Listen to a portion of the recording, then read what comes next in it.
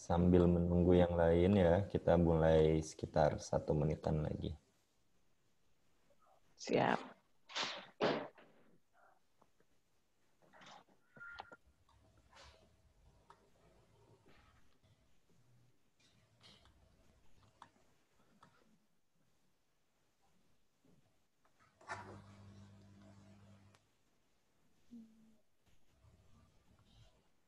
Mati ya videonya.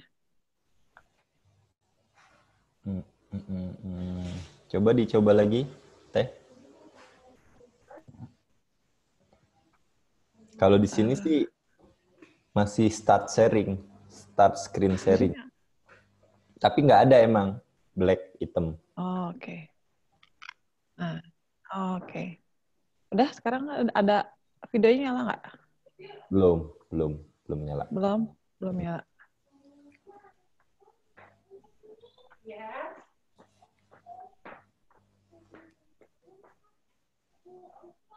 Oke.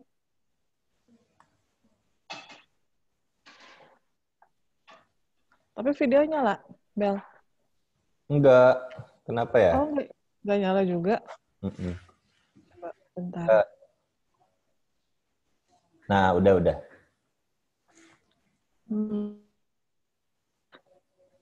Screen sharing-nya nyala ya? Nyala. Screen sharing-nya udah. Screen sharing-nya nyalain aja ya kalau kayak gitu ya. Oke.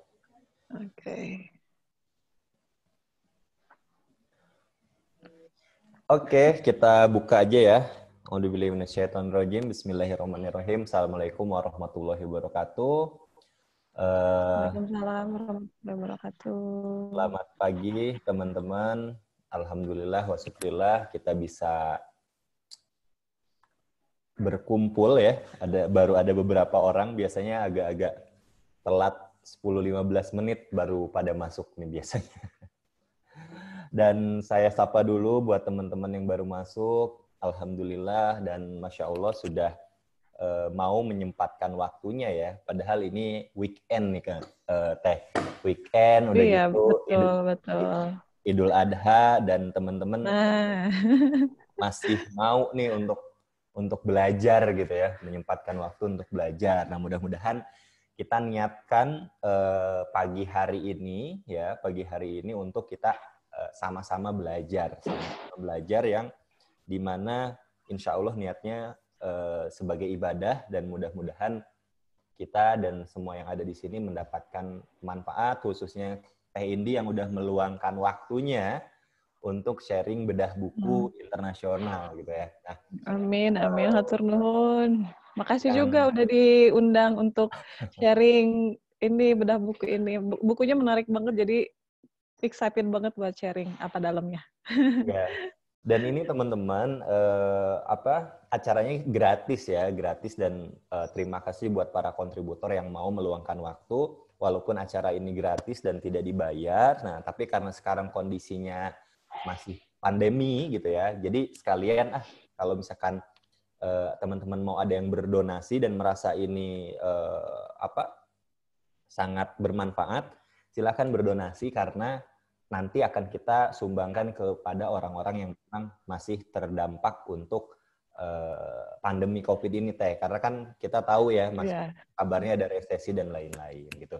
Nah, terus bedah buku internasional ini juga karena pandeminya juga kelasnya internasional nih, Teh, gitu ya. Jadi kita pengen teman-teman juga punya gambaran tentang dunia yang lebih global lagi, dunia yang lebih internasional lagi. Karena kalau misalkan kita melihat para penulis buku internasional ya dia memang bisa memprediksikan dunia ke depannya seperti apa kayak gitu kan. Terus datanya juga sangat akurat dan sangat lengkap. Nah, mudah-mudahan ini bisa menginspirasi kita sebenarnya gitu. Dan dari kenapa kita minta teman-teman yang akademisi ya, yang gelarnya panjang-panjang tuh gitu. Karena kita pengen sudah diserap dan presentasikannya udah enak gitu. Kalau kita kan kayak orang awam nih masih ngelihatnya, waduh udah bahasanya gitu ya, udah takutnya nanti ada salah persepsi dan lain-lain. Nah mudah-mudahan kita harapannya sih lebih ringan gitu belajar mencerna dari buku internasional ini. Nah, dan memang ya gimana Teh? Mangga. Ya, dan memang kelebihan buku-buku luar itu kan mereka basisnya research dan datanya tuh memang nggak semata-mata cuman kayak nyomot sana nyomot sini, tapi benar-benar memang berdasarkan riset dan hasilnya pun memang bisa dipertanggungjawabkan. Itu sih yang kelebihannya buku-buku luar itu. Oke, nggak apa-apa. Nah, sekarang teman-teman kita sama-sama belajar ya, karena kita akan mulai. Bukunya adalah Game Storming ya. Game Storming ini kalau misalnya kita lihat adalah playbook untuk para inovator mencetuskan ide ya, sampai gimana sih gitu ya, sampai jadi change maker kayak gitu ya. Sekarang kan banyak tuh yang udah kita ikut-ikutan tren, akhirnya mereka adalah seorang change maker kayak gitu ya. Salah satu kan kemarin Gojek, terus startup lain mungkin ya. Nah ini kita di sini juga akan menstimulasi ya Teh ya, untuk gimana sih caranya kita bisa seperti itu walaupun dalam bidang-bidang yang berbeda kayak gitu. Nah langsung aja teman-teman kita serahkan ini ke Teh Indiana Ayu Alwasilah gitu ya, yang sekarang punya usaha juga ya Teh ya, dan ngajar juga ya. Alhamdulillah, iya alhamdulillah. Luar biasa. Jadi kalau misalkan teman-teman googling ya, pasti ada Googleable tuh. Biasanya kemarin teman-teman yang udah jadi kontributor yang ada di sini tuh yang memang udah Googleable guys. Jadi nggak diragukan lagi kapasitasnya untuk kita bisa belajar dari mereka. Nah dengan kerendahan hati, insya Allah kita siap belajar. Teh Indi, mangga untuk dimulai. Iya, Assalamualaikum warahmatullahi wabarakatuh. Semuanya teman-teman yang udah join. Hatur nuhun juga buat Kang Abel yang udah ngajakin ya untuk bedah buku ini, dan memang pas lihat daftar buku yang dijajarkan itu, buku ini memang yang saya anggap paling menarik. Jadi selama ini kan sering udah lumayan lama ngajar, dan ketika ada buku yang membahas tentang game dan brainstorming secara bersamaan itu kayak, wah ini cocok banget nih gitu, karena bisa banyak yang bisa direlate gitu dari buku ini. Nah, buku ini memang bisa kita lihat dari judulnya Playbook for Innovator, Rule Breakers, and Change Maker. Jadi rule breakers ini bukan semata-mata orang yang kayak dalam konotasi negatif dia pemberontak gitu ya? Iya, bukan. Jadi pemberontak di sini gitu ya? tuh, nah dalam konteks yang positif gitu. Ya. Jadi change maker kan memang konotasinya positif, tapi memang rule breakers terdengar seperti ada konotasi negatif. Tapi apa yang disajikan di buku ini memang sangat positif dan bisa ngasih kita banyak insight. Nah, karena tak kenal maka tak sayang, jadi sedikit perkenalan dulu. Jadi alhamdulillah sudah lulus dari UPI kemarin dengan latar belakang pendidikan bahasa Inggris untuk S1 dan S2. Jadi memang seneng ngajar, dan memang apa yang diajarkan itu memang basicnya berhubungan dengan bahasa Inggris. Jadi bagaimana cara ngajar bahasa Inggris gitu, kurang lebih seperti itu. Nah, lalu sekarang mengelola Semesta Learning Evolution, logonya ada di situ seperti sudah ditampilkan. Jadi memang lembaga ini menyediakan jasa juga penerjemahan, dan sudah berjalan kurang lebih selama 5 tahun. Nah, terus sambil ngelola SLI ini juga ngajar juga gitu sebagai dosen bahasa Inggris. Jadi, dan karena udah mulai cukup lama ngajar dari tahun 2009, dari masih zaman kuliah udah mulai ngajar, jadi alhamdulillah cukup banyak pengalaman ngajar. Pernah ngajar anak TK, sampai pernah ngajar SD, SMP, SMA, sampai lansia juga pernah gitu. Jadi memang menarik pengalaman ngajar itu karena pasti selalu melibatkan games, melibatkan brainstorming activity, dan makanya di interest yang disebutkan di bawah itu punya ketertarikan sama pendidikan, fun and creative teaching, bahasa, budaya, teknologi, dan juga bersepeda. Gitu perkenalan singkatnya. Nah, sekarang kita langsung masuk ke sini. Ada satu quote dari, mungkin ada yang sudah kenal dengan pria yang ada di sudut kiri bawah. Jadi beliau adalah Benjamin Franklin, dan kita sudah mengenal beliau sebagai salah satu orang di balik revolusi Amerika, dan salah satu yang dikatakannya adalah we do not stop playing because we grow old, but we grow old because we stop playing. Jadi kita tuh bisa dikatakan menjadi tua ya, karena kita berhenti bermain. Jadi bermain itu bukan hanya sebetulnya tidak hanya untuk anak-anak saja, tapi kita itu siapapun bisa bermain. Bahkan ketika saya mengejar mahasiswa pun, ketika mengajar siswa-siswa yang sudah senior dan bahkan lebih tua pun, ketika diberi games pun mereka pasti akan selalu tertarik dengan activity yang akan dilakukan. Jadi games ini memang kayak mengeluarkan inner self kita gitu, karena kita bisa menjadi diri sendiri, kita bisa bebas gitu ya. Nah, jadi quote ini sangat menarik, makanya pengen dipresentasikan di awal. Jadi bahwa games itu akan membuat kita forever young ya, mungkin bisa dibilang kayak gitu. Nah, jadi buku ini tanyakan tentang game dan brainstorming. Betulnya apa sih? Kita sering dengar kata game, kita sering dengar kata brainstorming, tapi betulnya itu apa gitu ya. Nah, mari kita lihat. Oke. Jadi, jadi mungkin teman-teman bisa share, kira-kira apa sih yang terlintas di dalam benak ketika mendengar kata game? Mungkin Kang Abel, kira-kira apa sih yang terlintas di mendengar kata games gitu? Terus kira-kira bisa sharing permainan favorit apa? Apa ya? Apa itu? Kata game tuh langsung kepikiran satu kata apa kira-kira? Seru gitu. Main game tuh. Seru, oke, seru. Iya memang. Terus kira-kira bisa sebutkan satu permainan favorit yang mungkin suka dulu dimainkan waktu kecil atau sekarang-sekarang gitu? Kalau dulu saya sukanya, kalau sekarang kan basicnya online ya. Dulu sih saya suka game klasik kayak gitu, kayak dulu mah Harvest Moon. Harvest Moon itu tahu nggak Teh? Nah, iya. Dan game-game adventure Atau kalau di online. Tapi kalau yang PC, saya sukanya main kelereng. Nah, main kelereng, terus main Harvest Moon, atau kita main Monopoly itu kan games ya yang terlintas, dan memang kita juga konotasi apa yang terlintas dalam games itu memang adalah seru gitu. Nah, lalu nah kenapa sih game ini penting dan apa pengaruhnya? Jadi ya banyak yang mungkin selintas kita mendengar game semata-mata kayak cuma funnya aja, mungkin serunya aja. Tapi memang di balik itu banyak hal penting ya Kang ya, yang bisa kita gali, akan kita gali lebih dalam, akan kita bahas selanjutnya. Nah, lalu kita lihat dulu nih, kita mulai dengan definisi kamus dulu sebelum kita lihat ke buku. Jadi menurut Cambridge Dictionary, game adalah entertaining activity yang biasanya dimainkan oleh anak-anak. Jadi entertaining ya, jadi ada sifat menghiburnya.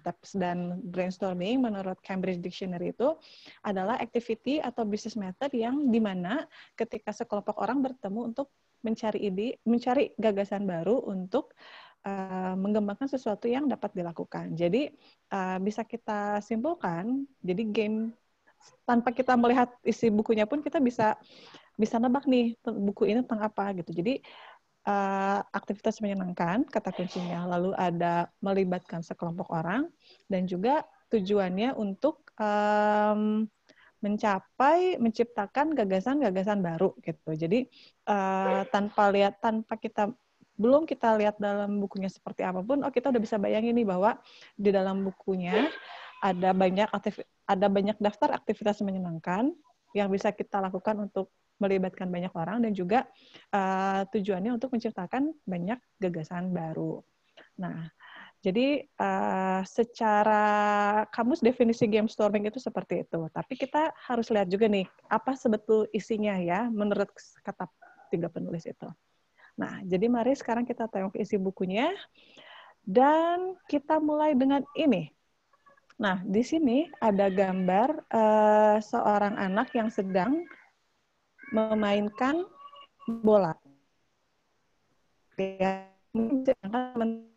yang ada apa, bisa dibayangkan lagi ngopi depan rumah, terus lagi santai-santai, terus ada anak lagi main bola, lempar-lempar ke udara, tangkap lagi, tangkap, lempar. Nah, sebetulnya ini bisa disebut game nggak sih? Nah, mungkin coba teman-teman jawab aja singkat iya atau tidak mengenai apakah kegiatan ini games atau tidak. Oke, ditunggu ya, nggak sampai 1 menit, kita singkat aja. Nah, menurut teman-teman, apakah anak yang sedang melempar bola ke udara, tangkap, lempar itu bisa disebut game atau tidak? Coba kita ditunggu jawabannya, jawaban singkat aja. Oh, iya, oke. Oke, sudah ada yang menjawab iya. Oke, ditunggu beberapa detik lagi aja ya, karena kita waktunya tidak banyak. Nah, anak melempar bola ke udara, menangkap. Apakah itu termasuk games atau tidak? Oke, beberapa sudah menjawab iya. Oke, sudah ada 3 jawaban iya. Dan mari kita lihat apakah kegiatan ini bisa disebut games atau tidak. Ada yang bilang tidak. Oke. Bentar. Sepertinya ada Jadi. 1 jawaban lagi. Nah, oh ya, ada juga 1 orang yang bilang tidak. Coba kita lihat. Ya, jadi jawabannya tidak. Menurut buku Game Storming ini, kegiatan ini tuh melempar bola ke udara itu tidak bisa dikatakan sebagai game. Jadi bisa dikatakan sebagai associative play. Jadi bermain secara asosiatif karena anak tersebut melakukan gerakan, mengasosiasikan gerakan tubuhnya dengan gerakan bola. Nah, jadi kategori kegiatan ini belum bisa dibilang sebagai game. Coba kita lihat gambar berikutnya. Nah, lalu si anak ini ketemu temennya, mereka berjalan beriringan sambil nendang bola. Jadi yang satu nendang, yang satu balik nendang, dan sambil jalan dengan pelan. Kira-kira yang ini bisa disebut games enggak? Jadi kita beriringan, si A menendang, B balik, saling menendang, dan sampai mereka sampai di satu tujuan. Nah, sambil berjalan. Kira-kira silakan dijawab singkat saja ya atau tidak.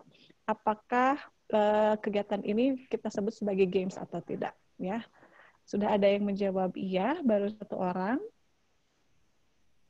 2 orang. 2 orang iya. 3 orang iya. 3 orang, oke. Kang Teddy menjawab lagi iya. Ya, jadi apakah saling menendang bola ini games atau tidak?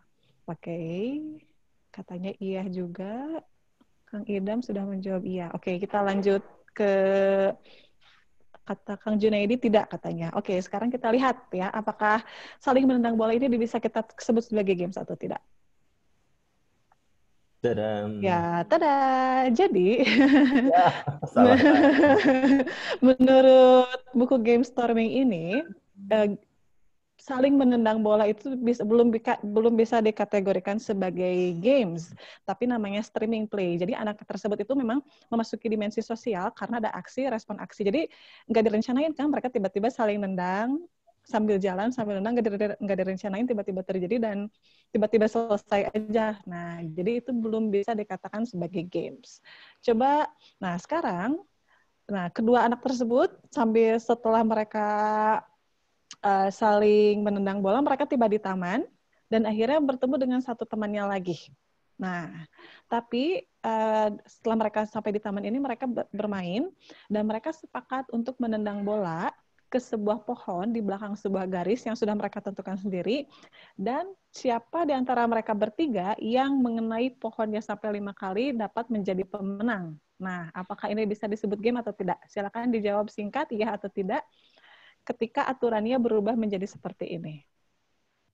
Ini saya dari tadi iya terus. Mudah-mudahan yang sekarang. Kita lihat ya. Nah, jadi sekarang iya karena ada rules-nya katanya, kata Kang Junaidi. Terus ada jawab Kang Maulana iya. Oke, mungkin masih ada yang mau jawab dalam beberapa detik lagi. Apakah ini sudah menjadi games atau tidak?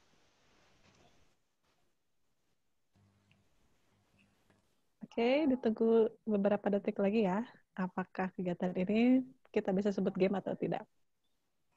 Iya, karena ada start dan end-nya katanya. Oke. Iya. Coba kita bahas aja langsung ya Kang ya. Jadi, Ya. ada. Ups. Nah, ya, jadi Akhirnya benar. akhirnya. Jadi secara fundamental kegiatan ini sudah bisa menjadi game. Jadi tadi teman-teman di chat yang udah jawab karena ada rules-nya, karena ada start dan end-nya itu betul. Jadi salah satu aturan sebuah aktivitas itu bisa menjadi game itu karena ada aturannya dan juga ada start dan end-nya. Betul sekali. Oke, coba tadi ada akhirnya. Oke. Jadi memang menurut si Dave, Sunny, and James ini ada 5 komponen dasar yang melatar belakangi hal tersebut gitu. Ketika kenapa hal tersebut bisa menjadi games. Nah, yang pertama adalah jadi ada 5, game space, boundaries, rules of interaction, artifacts, dan goals. Nah, game space ini ketika mereka akan mulai, ketika mereka mulai dan ketika mereka berhenti itu adalah game space-nya, ruang permainannya. Jadi ketika mereka, ayo kita main, mereka memasuki game space dan itu sudah bisa salah satu alasan atau kategori bahwa aktivitas itu dapat menjadi sebuah permainan. Syaratnya ya? Iya, syaratnya betul. Lalu ada boundaries. Boundaries itu batasan. Ketika misalnya, oke, kita break dulu nih, gitu ya. Kita break dulu nih sebentar. Ada yang mau ngambil minum lah, ada yang mau ke toilet dulu lah. Nah, itu juga aturan-aturan yang batasan-batasan yang diciptakan sendiri ketika bermain. Lalu ada rules of interaction. Nah, rules interaction ini ya kayak tadi ada mereka berdiri harus di belakang garis, terus orang yang pertama menendang bola mengenai pohonnya 5 kali, nah itu aturan yang interaksi yang mereka buat sendiri gitu. Lalu ada artefak. Artefak itu kan kita taunya dikenal sebagai suatu benda. Nah, kalau dalam games ini, dalam permainan ketiga bocah tadi itu, artefaknya adalah pohon, bola, dan juga garis yang mereka tandai sendiri. Nih, jadi kita kalau misalnya mau nendang bola nih, kita berdirinya harus di sini. Nah, itu tuh si garisnya, pohonnya, bolanya itu menjadi artefak. Nah, itu jadi yang support aktivitas tersebut menjadi games. Dan terus ketika ada anak yang misalnya nendang bolanya dia berdirinya di depan lines gitu ya, itu kan bisa langsung dianggap sebagai cheating gitu karena dianggapnya kamu curang gitu. Jadi itu benar-benar aturan yang dibuat sendiri. Lalu goals-nya apa gitu? Ketika tujuannya mereka udah punya kita harus mencapai menendang bola sebanyak 5 kali atau aturannya bisa aja gitu dirubah dalam 5 menit siapa yang mengenai pohon paling banyak gitu. Nah, itu tujuannya apa? Jadi ketika tujuan tercapai, permainan selesai. Nah, misalnya dari ketiga anak tadi ada A, B, dan C. Si A ini yang dalam 5 kali nendang dia berhasil menendang 3 kali, yang lainnya cuma 1 misalnya. Dan dia menjadi pemenang dan tujuan sudah tercapai. Atau tujuan juga bisa tercapai dengan dengan batasan waktu gitu. Jadi dalam 10 menit. Nah, kayak gitu. Jadi aturan sebuah aktivitas itu bisa menjadi games itu adalah 5 komponen ini.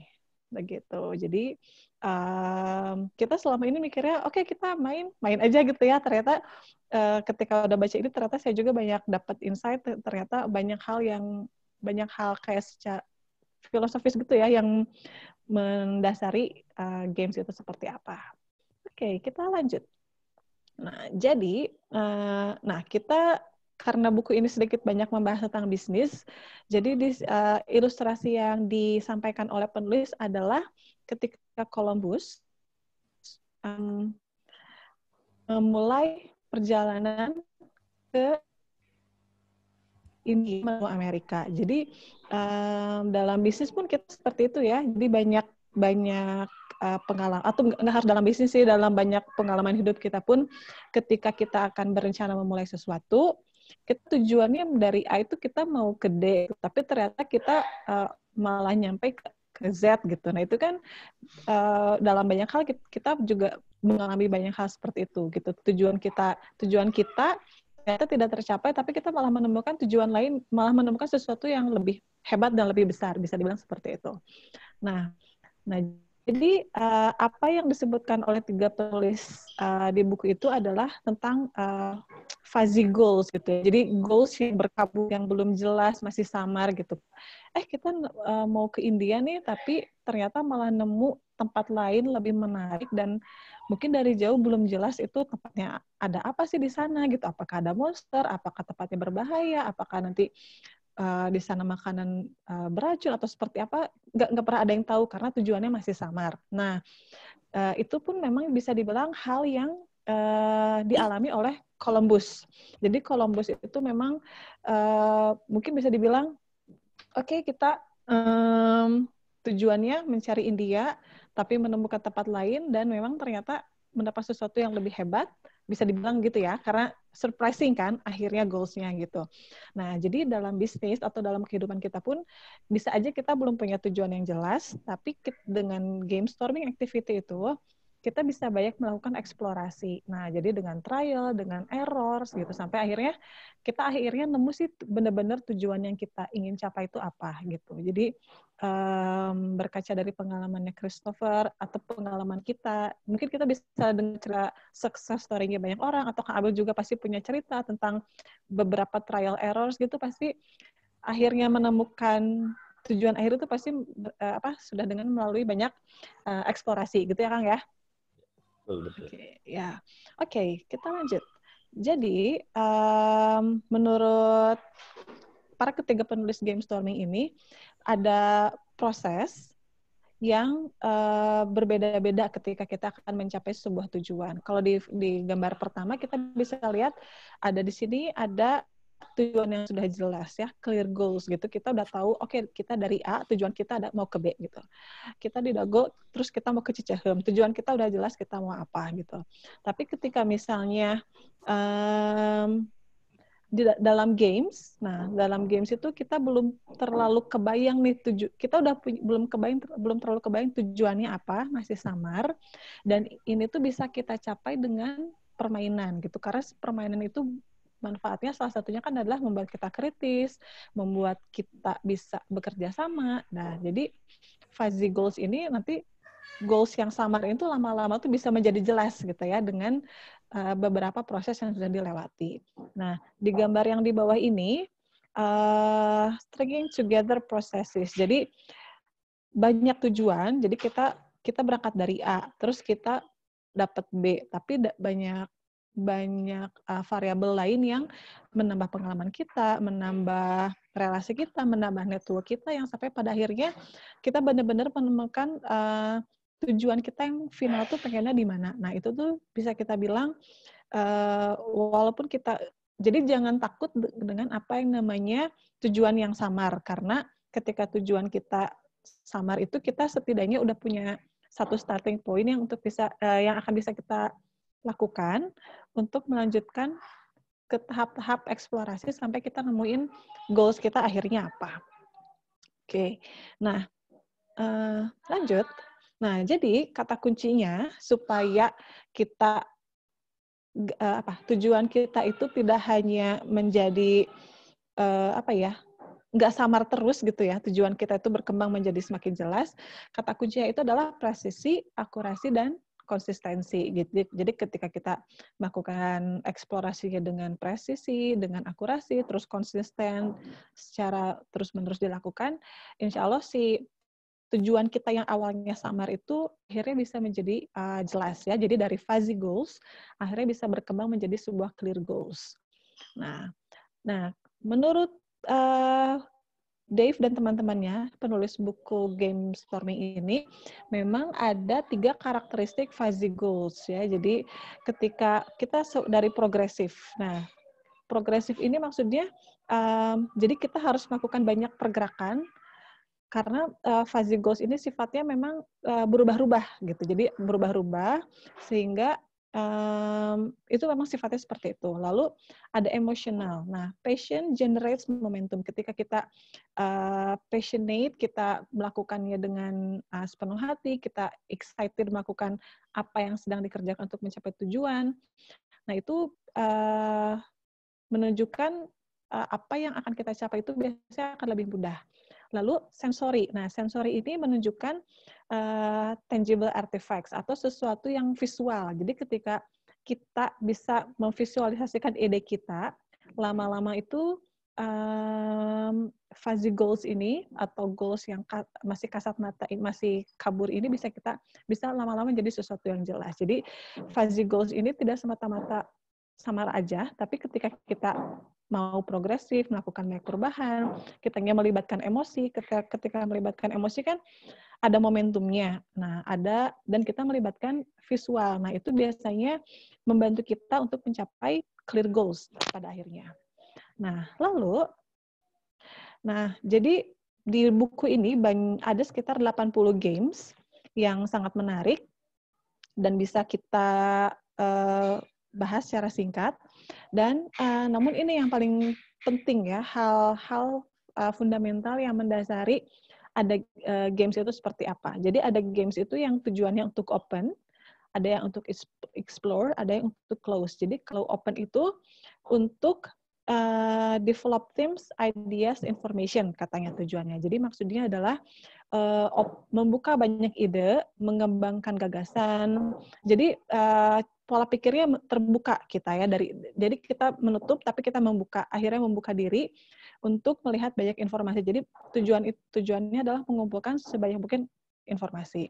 Lalu explore ini adalah games yang dimana kita tujuannya adalah untuk melakukan eksplorasi, kita melakukan eksperimen, kita mencari kayak semacam gagasan baru, kita memperdalam suatu masalah, kita ada di stage yang kedua ini. Lalu yang ketiga adalah stage terakhir, yaitu di mana tujuan games itu adalah untuk mencari sebuah kesimpulan akhir, kita menentukan sebuah keputusan, kita menentukan langkah selanjutnya apa, dan bahkan yang ketiga ini bisa kita bilang sebagai satu games yang bisa kita gunakan sebagai referensi tim kita di pekerjaan. Misalnya, oke nih, jadi kita bisa tahu bagaimana cara mereka mengambil kesimpulan. Nah, spesifiknya, jadi opening, exploring, closing ini punya cara berpikirnya masing-masing. Ketika game dengan tujuan opening, kita berpikir secara divergent, kita membuka diri, ya, kita mencari banyak ide, tapi ketika kita memainkan dengan games yang eksplorasi ini, kita menghubungkan banyak ide, kita menghubungkan ide kita dengan ide yang lain, kita menghubungkan pengalaman. Di sini banyak eksplorasi, banyak interaksi. Nah, tapi ketika di games, nah ini adalah kita berpikir dengan cara konvergen. Kita akhirnya menguncup ke intinya seperti apa.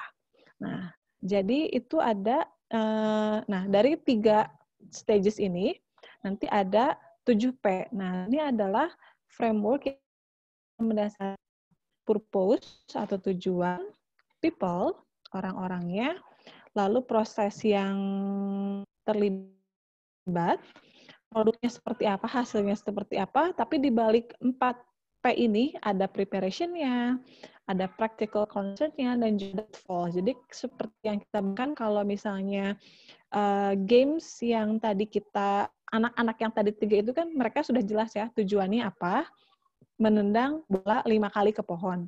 Ada yang terlibat, produknya itu tidak ada produk fisik, tapi produknya adalah permainan selesai. Ada proses mereka menendang bola di balik garis, itu adalah proses ketika games berlangsung. Lalu ada juga preparation, ketika mereka membawa bola, kita menentukan pohon yang mana, itu adalah preparation. Menandai garisnya misalnya hanya dengan menggunakan batu, ditandai di tanah, itu juga preparation. Nah, lalu ada practical concerns, itu berhubungan dengan hal-hal logistik ya, seperti yang tadi Artif. Lalu pitfalls ini adalah kalau terjemahannya batu sandungan, tapi bisa kita bilang pitfalls ini bagaimana cara kita menghadapi masalah yang mungkin terjadi ketika permainan sedang berlangsung. Karena hal tersebut kan pasti bisa terjadi. Oke. Lalu, kita lihat contoh games. Nah, games ini ada games, kita mulai dengan cover story, game for opening. Nah, jadi kelebihan buku ini adalah mereka menyajikan prosedur bermainnya. Nah, prosedur bermain seperti apa, berapa pemain yang bisa dilibatkan, durasinya seperti apa, tujuannya apa. Nah, jadi cover story ini secara singkat adalah permainan imajiner yang dimana kita melibatkan tim kita di pekerjaan, misalnya untuk membayangkan kondisi ideal di masa depan gitu. Jadi mereka tuh diminta untuk berpikir besar, tidak ada batasan tentang mimpi-mimpi yang akan dicapai. Nah, jadi number of player pun tidak ada batasan karena ini bisa dimainkan oleh berapa banyak peserta, sedikit mau banyak bisa. Durasi permainan pun kurang lebih maksimal sampai 15 menit. Nah, cara mainnya seperti apa? Nah, jadi sebelum bermain kita bisa menyediakan template dalam kertas besar. Nanti setelah slide ini akan ditunjukkan template-nya seperti apa. Lalu kepada peserta kita harus menunjukkan tujuannya apa, tujuan permainannya apa. Lalu kita definisikan nih ada kategori apa saja. Lalu kita bagi peserta menjadi 4-6 orang, lalu berikan mereka waktu 30-45 menit untuk mendiskusikan skenario terbaik perusahaan. Lalu setiap kelompok diberi waktu 5-10 menit untuk mempresentasikan visi mereka. Jadi ini produknya akan jadi strateginya permainan ini adalah tentang mimpi terliar perusahaan. Terliar di sini adalah dalam konotasi positif. Jadi bayangkan mimpi terhebat perusahaan, mimpi terliarnya sudah terjadi. Jadi mereka harus peserta itu diminta untuk mempresentasikan cerita suksesnya dengan penuh antusias. Jadi cover story ini maksudnya ini. Nah, jadi di gambar kiri adalah template-nya.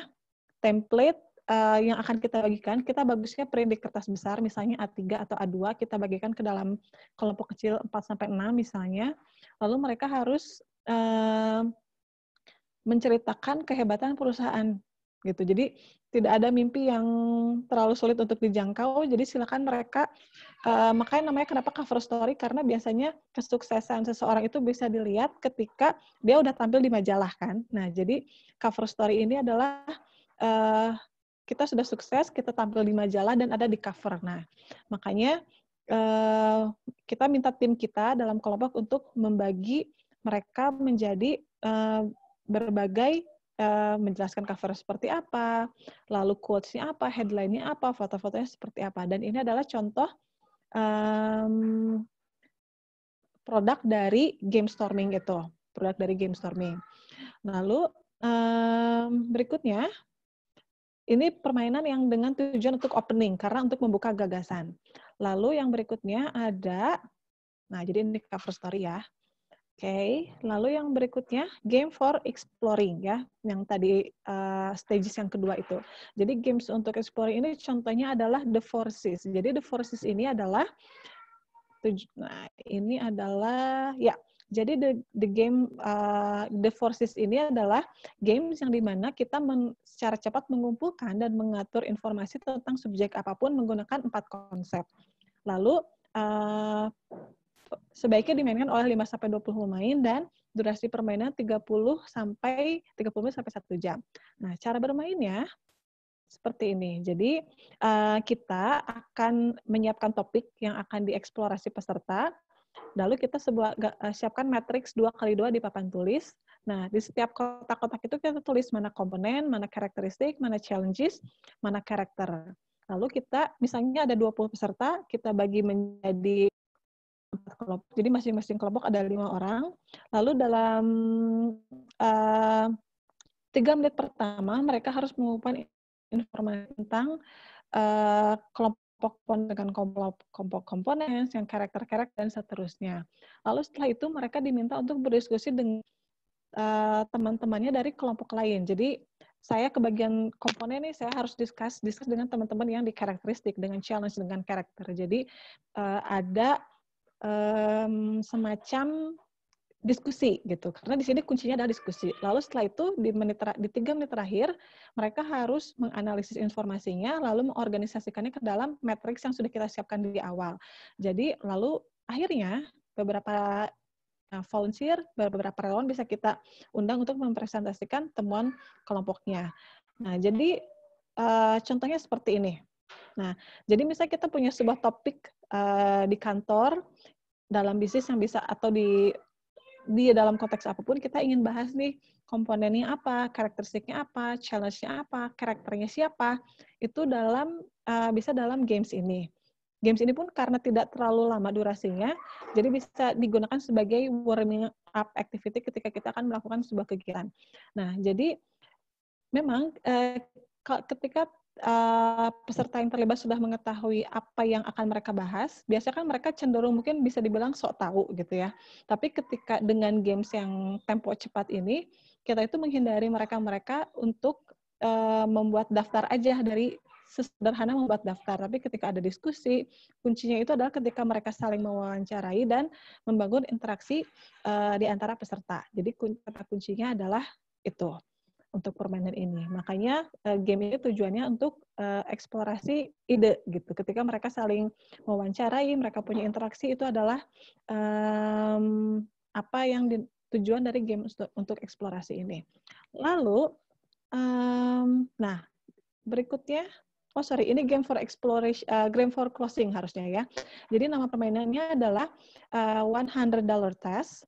Tujuannya adalah untuk ketika dalam tim mengembangkan prioritas ketika harus membelanjakan uang $100 bersama-sama. Nah, jadi ini biasanya dimainkan oleh kelompok kecil 3-5 orang. Lalu durasi permainannya tergantung jumlah kelompok, tergantung daftar belanjanya, tergantung keputusan kelompok seperti apa. Dan ini adalah permainan yang jadi memang sederhana, tapi bisa berlangsung lama, bisa kayak 30 menit atau 1 jam juga sudah bisa. Lalu, nah ini cara bermainnya. Nah, jadi kita bisa jelaskan di awal, ini nih ada daftar barang prioritas, tapi kamu dan kelompok cuma punya uang $100, dan harga itu menunjukkan prioritasnya. Jadi semakin tinggi harga barang itu semakin tinggi prioritasnya. Lalu mungkin kita bisa alokasikan semacam kayak 30 menit untuk peserta diskusi, kenapa mereka harus menghabiskan $100 dengan daftar tersebut, dan di akhir mereka harus presentasi. Nah, dalam konteks sekarang gitu, kita bisa memainkan permainan ini karena kita bisa tahu gimana tim kita memutuskan suatu. Jadi ketika mereka decision making, nah ini kita bisa tahu cara orang membuat skala prioritas. Nah itu kita bisa lihat, kita kasih tema pandemi, kita kasih daftar barang-barang dengan harganya, lalu kita minta mereka analisa mana hal yang paling penting sampai yang kurang penting dengan daftar ini, lalu mereka presentasi. Nah, kita bisa lihat skala prioritas seseorang dengan permainan ini. Dan permainan ini pun bisa kita modifikasi, jadi nggak harus $100 gitu kan, karena kita bisa aja ganti dengan rupiah, 5 juta rupiah, tes 5 juta rupiah, atau dengan nama-nama permainannya sendiri bisa kita lakukan. Nah, terus itu jadi sudah ada 3 contoh permainan yang dengan tujuan untuk opening, exploring, dan closing. Nah, jadi akhirnya setelah mengalami cukup banyak pengalaman mengajar menggunakan games, akhirnya punya renungan nih, berdasarkan apa yang sudah dibaca. Jadi ketika kita akan menggunakan games di buku ini atau games dari buku lain untuk team building, untuk problem solving dan sebagainya, ini ada beberapa poin yang sudah bisa saya simpulkan berdasarkan pengalaman saya sendiri dan apa yang sudah dibaca.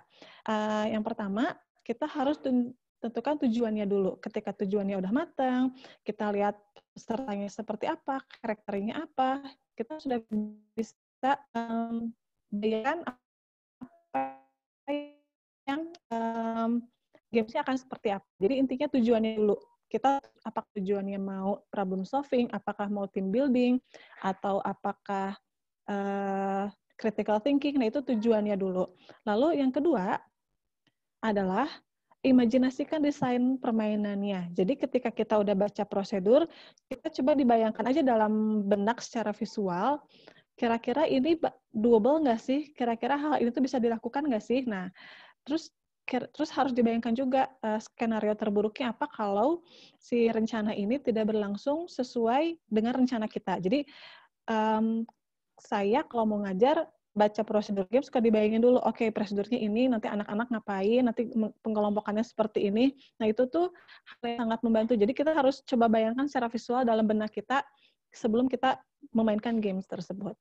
Lalu yang berikutnya, improvisasi gitu. Jadi ketika buku sudah menunjukkan aturan dari A sampai Z, kita bebas untuk eksplorasi, kita bebas untuk improvisasi gitu. Jadi ketika kita merasa, oh ini nggak cocok, kita ilangin, kita mau ganti dengan itu, sangat boleh dan sangat bagus gitu. Karena kita sendiri yang tahu pesertanya seperti apa, karakternya gimana, tujuannya apa, itu kita sendiri yang tahu. Jadi ketika kita melakukan improvisasi itu,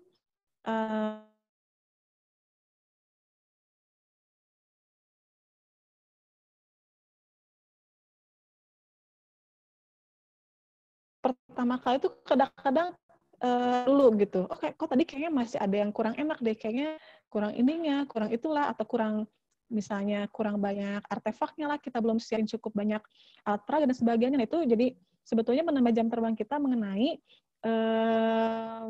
apa yang harus dilakukan gitu. Jadi ketika udah nanya, udah nambah, udah banyak jam terbang, ketika udah banyak referensi itu kita lama-lama kayak gini, bisa kayak gini akhirnya. Oh, besok mau ngajar ini, oke deh gamenya ini gitu. Jadi tanpa kita perlu banyak mikir tuh, referensi dan jam terbang tuh akan sangat membantu. Tuh. Terakhir, kontemplasinya adalah jangan mengharapkan hasil yang instan.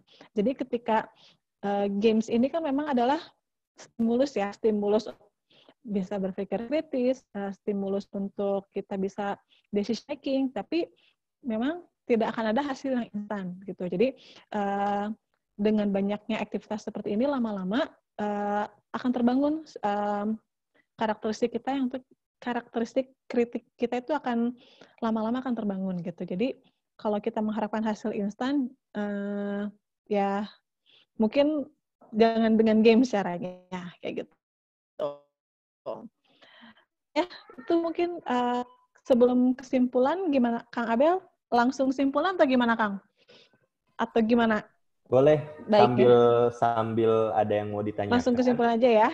Silakan ya, sambil Teh Indi ngasih kesimpulannya. Oke, kesimpulannya, jadi play dan games merupakan dua hal yang berbeda ya. Seperti yang tadi udah kita lihat, tidak semua kegiatan bermain itu bisa masuk kategori games. Jadi memang ada hal-hal yang hal-hal syarat ya yang membuat suatu hal itu menjadi games. Lalu it is not a game if people are forced to play gitu. Ketika kita maksa orang bermain, itu namanya bukan permainan gitu. Karena seperti yang tadi kita udah bahas di awal, games itu bisa menjadi games ketika ada aturannya, ketika ada batasannya, ketika ada artefaknya, ketika ada tujuannya. Itu jadi itulah yang membuat sesuatu aktivitas menjadi games ya.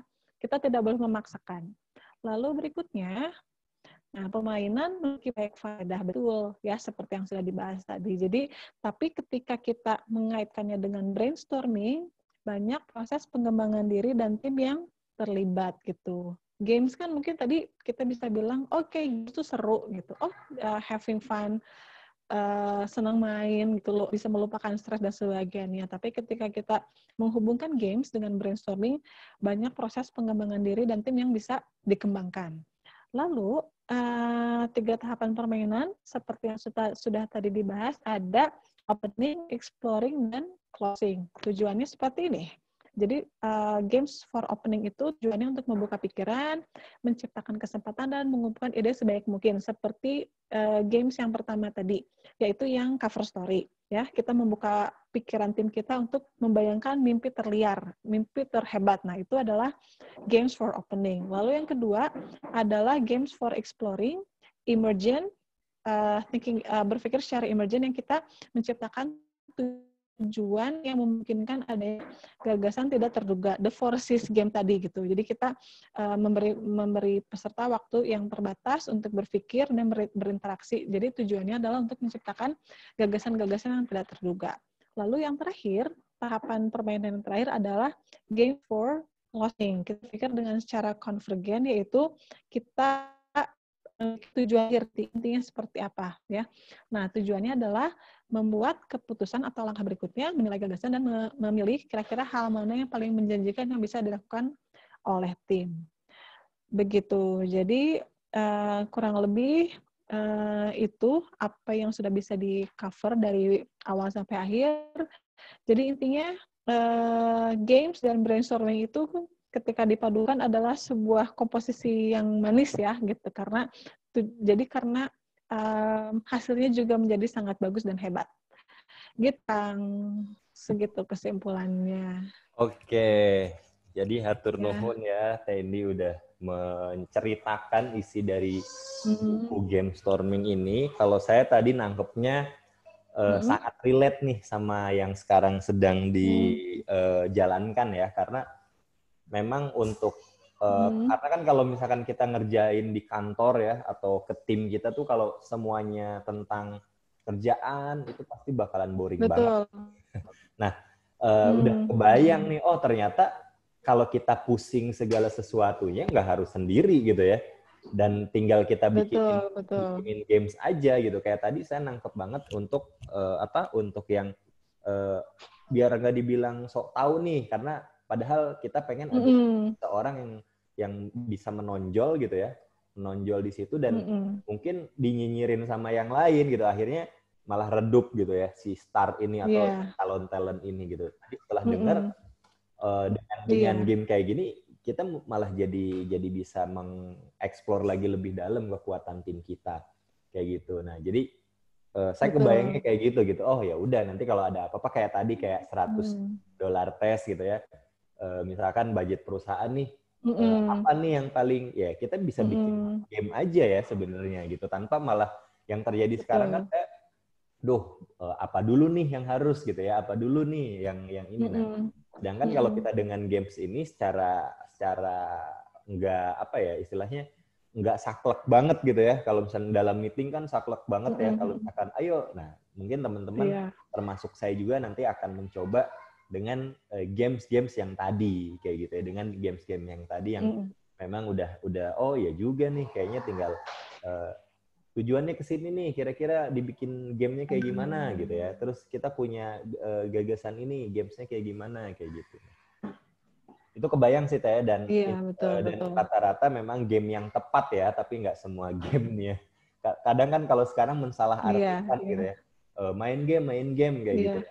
Nah, ini tepat-tepatan juga gitu, sama kayak tadi kalau tujuannya kemana, berarti kita harus naik kendaraannya apa kayak gitu ya. Kita ke luar negeri tapi mau pakai sepeda gitu kan, ya bisa aja, cuman kan capek banget kayak gitu. Tapi yang efektif adalah pakai pesawat. Nah, berarti game apa yang tepat untuk tujuan kita. Nah, kalau misalkan ini saya lihat tadi untuk convergent gitu ya, untuk emergent gitu ya, untuk nyari karakter orang juga bisa di sini ya. Makanya kalau udah rata-rata di perusahaan besar itu rata-rata ya mereka ada outbound gitu ya, outing, karena untuk request lagi dan melihat lagi, oh karakter sini kayak gini, karakter sini kayak gini gitu kan. Nah di situ kita bisa lihat dan saat ini, dan itu memang efektif ya di buku ini, games itu sangat efektif juga ya Teh ya untuk banyak banget lah, ada 80 lebih, itu bisa dipilih mau yang mana. Jadi memang ketika kita main kan kita tuh jadi kayak showing the inner self ya, kita nunjukin siapa diri kita sendiri gitu. Ketika kita nunjukin siapa diri kita sendiri gitu, kita misalnya bisa lihat karakter orang seperti apa gitu. Jadi kita ketika udah tahu karakternya, oke, si ini cocoknya pekerjaan ini, si ini cocoknya dikasih tanggung jawab ini dan sebagainya gitu. Jadi games ini tuh bukan cuma sekedar fun-nya aja gitu, tapi banyak sisi-sisi lain yang bisa kita nilai juga gitu. Begitu, Kang. Nah, dari yang teman-teman yang lain, silahkan. Ada yang mau bertanya, mungkin mau langsung atau mau via chat. Mangga, di sini Waktunya masih ada 5 menit lagi nih. Masih ada 5 menit lagi kalau misalnya satu atau dua ya tentang yang ada di buku ini, teman-teman kira-kira apa yang mau ditanyakan ya sambil menunggu. Silahkan bisa raise hand atau langsung di chat juga bisa. Nah, cuman kalau saya tadi ya dapat manfaatnya banget, ya kita jadi nggak kaku gitu. Dengan adanya game ini kita jadi nggak kaku dan harus semuanya kita pikirin kayak gitu ya. Kita tinggal lempar, kita pengen tahu apa, kita tinggal lempar dengan games. Itu cara ringan untuk ya ada sosialisasi juga di situ gitu kan. Ada kita bisa ada interaksi secara nggak langsung juga ya sebenarnya ya Teh ya. Kayak gitu. Iya. Nah, atau misal ketika kita mau melakukan kegiatan meeting yang formal, kita bisa buka dengan games dulu gitu. Tapi misalnya kalau waktunya terbatas, kita bisa pilih games yang dimainkan 15 menit atau 30 menit gitu. Jadi supaya mereka juga ada warming up-nya sebelum mereka melakukan kegiatan yang benar-benar serius gitu. Jadi games ini ngebantu gitu. Ketika ngajar pun saya ngalamin ngerasa banget yang misalnya kuliah kelima SKS main gitu setengah jam itu benar-benar lumayan ngasih mereka ngasih mereka kayak energi gitu buat mulai activity. Oke, ini udah ada pertanyaan nih Kang. Iya, Teh, ini ada pertanyaan nih. Langsung aja ya, ini Bu Indiana, apa saja hambatan terbesar untuk menghandle game saat mengajar? Nah, apa aja tuh Teh yang jadi hambatan Teh? Dari bisa mengajar ya berarti ya? Iya. Mungkin kalau secara general, siapapun yang membawakan games itu, dia yang jadi leadernya. Jadi misalnya ketika Kang Abel mau memainkan games dengan melibatkan tim, itu juga bisa dibilang sebagai aktornya ya. Jadi ketika guru yang ngajar pun dia juga jadi aktornya di kelas. Sebetulnya hambatan terbesarnya itu adalah kita belum bisa bayangin apa yang akan terjadi gitu. Kita tuh harus kita bayangin nih, oke, games ini akan fun ketika kita melakukan A, B, C, D gitu. Tapi respon itu adalah sesuatu yang belum kita bisa bayangkan. Kita nggak tahu peserta akan merespon seperti apa, murid kita akan merespon seperti apa. Nah, itu jadi memang hal-hal yang harus kita siapkan plan B-nya seperti apa. Jadi ketika kita sudah siapkan plan A, hambatan-hambatan yang kita alami itu bisa kita selesaikan ketika kita sudah punya plan B-nya gitu. Lalu jadi untuk menghindari masalah yang akan terjadi, kita pun harus well prepare sih intinya gitu. Jadi kita harus ngerti banget prosedurnya apa. Jadi sebelum mulai game, sebelum mulai ngajar, sebelum kita melakukan games itu kita coba aja trial dulu gitu. Kita orang-orang terdekat coba suruh main. Terus kita bisa, berarti tadi kurangnya ini, nanti beneran main, kita harus hindari hal itu dengan melakukan ini gitu. Atau pokoknya dan jangan sampai prosedurnya itu kita masih harus baca. Nah itu kadang-kadang, tadi prosedurnya apa ya? Balik lagi deh, cek dulu. Nah itu akan jadi hambatan juga gitu. Jadi makanya tadi saya bilang kita harus memvisualisasikan apa yang akan terjadi di kelas itu atau apa yang akan kita lakukan ketika kita membawa game itu. Kita memang harus ketika sudah divisualisasikan kan kita kebayang tuh A sampai Z-nya akan seperti apa. Nah itu bisa jadi satu faktor yang membantu kita game-nya berjalan dengan sukses. Gitu. Kurang lebih gitu jawabannya. Iya. Gitu. Well prepare intinya. Ya, well prepare ya Bu Renita. Jadi jangan sampai kebanyakan itu mostly ya generally seperti itu hambatannya. Tapi hambatan itu pun masih bisa diminimalisir ya Teh ya. Betul. Nah, Kan sama kita halnya. Kadang-kadang Ya, gimana? Kadang-kadang kan kita kalau lagi main games kayak Monopoly misalnya, atau modifikasi dari Monopoly kan kita kadang-kadang masih harus bolak-balik baca manual tuh. Nah, kalau bisa hal kayak gitu tuh jangan sampai terjadi ketika kita yang membawakan games-nya gitu. Jadi itu juga nanti malah dinilai kurang baik kan sama peserta gitu. Jadi kita tuh memang harus bisa bayangin apa yang akan terjadi, aturannya apa, barang-barang yang digunakan apa gitu. Jadi itu sih Kang intinya. Kita udah harus kebayang prosedurnya di dalam kepala. Ya, jadi harus tahu cara mainnya ya. Samalah kayak Betul. kita bisnis nih harus tahu nih rules of games-nya kayak gimana kayak gitu sampai kita Betul. bisa expert dan memenangkan permainan itu. Mungkin seperti itu ya Teh ya. Kalau hidup ini Betul. termasuk permainan juga Teh ya. Karena kan ada Katanya sih gitu. ada 5 unsur tadi ya. Iya, iya, iya. Ya, ada 5 Betul, unsur betul. tadi ya. Goals-nya, Iya, ending-nya nanti ada. kita wafat gitu ya. Jadi harus Iya. mau jadi apa gitu ya. Ini sangat-sangat harus dipikirkan gitu ya. Nah, udah Iya, nggak iya, terasa iya, nih Teh, betul. udah jam 10 ya. Terasa sebentar Iya, sekali. alhamdulillah. Karena seru nih kayaknya teman-teman juga mudah-mudahan tadi dapat satu inspirasi, minimalnya ada inspirasi yang memang dari game storming ini minimal apa pemikiran kita sekarang jadi bertambah kayak gitu. Tadi saya sendiri merasakan untuk kebayang. Oh ya udah nanti untuk kedepannya bisa dengan games-games kayak gini nih tanpa harus kita overthinking gitu ya. Biasanya kan seorang Iya, iya. business owner ataupun leader ataupun siapapun teman-teman pasti kan memikirkan yang sesuatu yang overthinking yang sebenarnya ya udah gitu tinggal disebarin aja ke yang memang kita mikirin karyawan gitu tapi kita nggak tahu karyawan maunya apa ya udah bisa dibikin games gitu kan Iya, customer iya, gitu ya betul. customer kan sekarang Iya, bisa interaksi gitu ya aduh pusing nih ke customer kayak gimana ya iya. udah kita bikin game sekarang kan udah gampang kayak di online atau di mana apalagi yang punya reseller gitu ya Betul.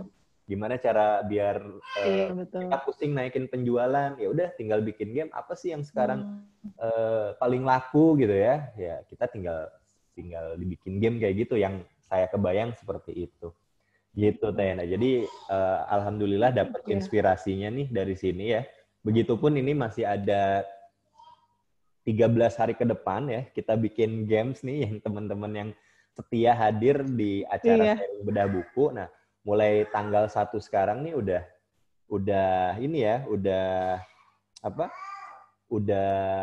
setiap hari nih teman-teman. Nah ini tadi admin sudah mengirimkan